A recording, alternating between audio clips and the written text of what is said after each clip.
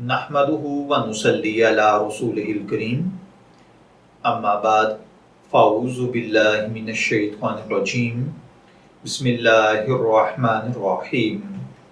अस्सलामु अलैकुम dear viewers. इस्लामी अहकामात पर मबनी आपके फेवरेट शरई चैनल फतवा ऑनलाइन से मैं हूं प्रोफेसर शब्बीर अहमद।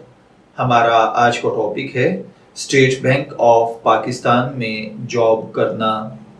ये एक सवाल है जो कि जाकिर हुसैन साहिब ने पूछा है। वो कहते हैं कि क्या स्टेट बैंक ऑफ पाकिस्तान में जॉब करना जायज़ है या नहीं।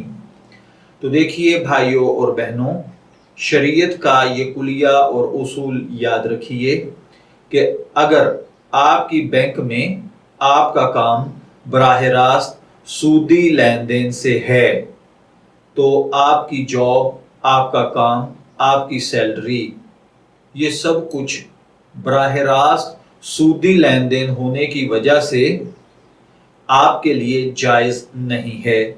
लेकिन अगर आपका ताल्लुक ऐसे डिपार्ट से है जिसमें सूदी लेन देन ना होता हो, जैसा कि सफाई सुथराई करना, चौकीदारी करना या दीगर कोई ऐसे काम हैं जिनमें आपका सूद के साथ ताल्लुक न बनता हो, तो इसकी गुंजाइश है, आप ये जॉब कर सकते हैं। लेकिन अगर वो इदारा सूदी है और उसमें सूदी लेन देन होता है तो भी इससे बचना चाहिए। तो भी ये सैलरी लेना जायज तो होगा, लेकिन ये एक मकरू अमल करार पाएगा।